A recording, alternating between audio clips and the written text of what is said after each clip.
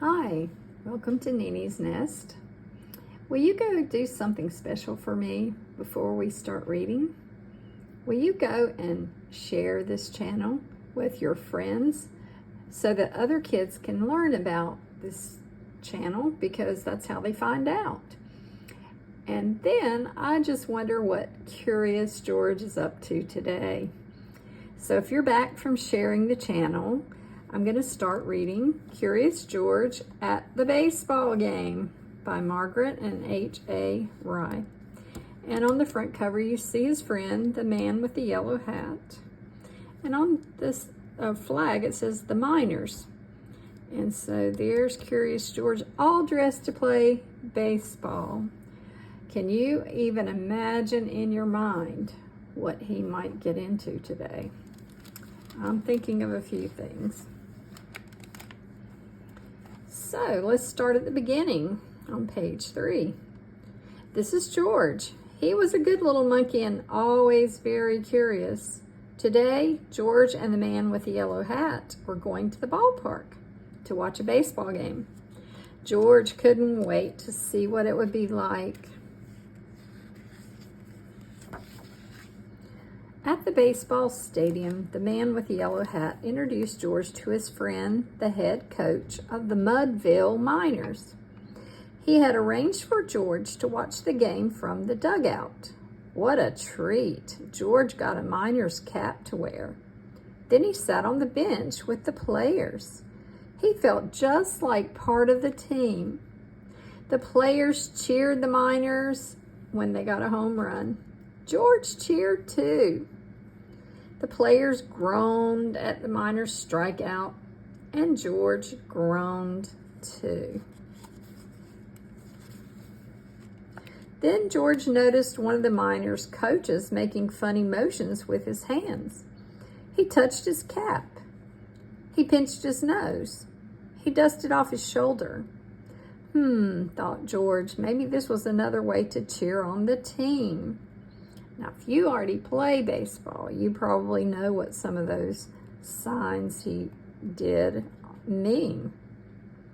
So George made some hand motions too. He tugged at his ear. He rubbed his tummy. He scratched his chin. Just then, a Miners player got tagged out at second base. The player pointed at George. "That monkey," he said. "He distracted me with his funny signs." Whoops. The coach had been giving directions to the base runner.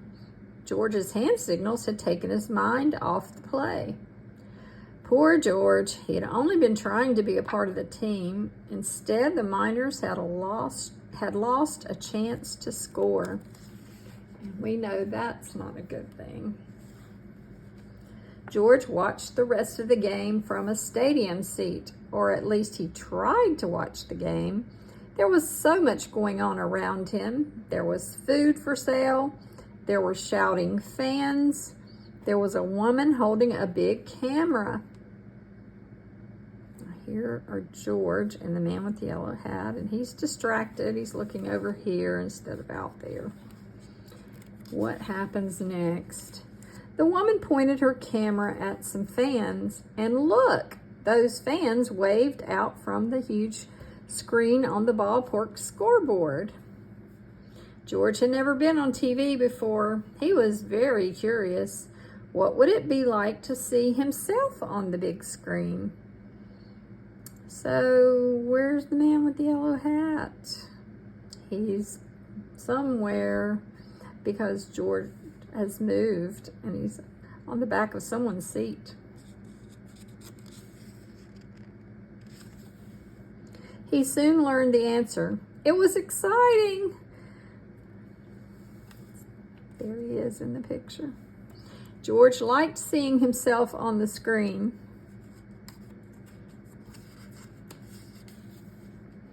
"Hey, you," shouted the camera woman, "cut that out." I imagine he could possibly mess up her whole day of photographing the game. Uh-oh, George had gotten a little carried away. He ran off with angry camera woman hot on his heels. I guess you know what that means. Hot on his heels is an expression. It means she was coming pretty fast after George. In the busy stadium breezeway, George hid behind a popcorn cart. He waited for the camera woman to pass by. Just then, George heard a noise behind him. It was a quiet little noise, like a sigh or a sniff. What could have made that noise, George wondered. George turned. There behind the cart was a little boy crying. George wanted to help. He crept out of his hiding place and over to the boy. Now, this seems like a good thing to do. Let's hope it doesn't turn out badly. "Aha, there you are," shouted the camera woman, spotting George. Then the camera woman noticed the teary-eyed boy. She seemed to forget that she was mad at George.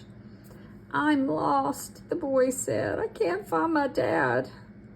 If only there were a way to let the boy's dad know where he was. But there was a way. The camera woman aimed her lens at the little boy and who? There he was on the big screen for everyone to see, including his dad. And they put a caption there, "Is this your child or your monkey?" Within minutes, the boy and his father were together again, and the man with the yellow hat had come to find George. "I can't thank you enough," the boy's father said to the camera woman. The camera woman shrugged. "Don't thank me," she said. She patted George on the back. "It was this little fellow who found your son." George was the star of the day, and he always seems to be. If you liked this story, give it a thumbs up, and don't forget again, share this channel, Nini's Nest, so more of your friends can hear the stories we read. See you soon.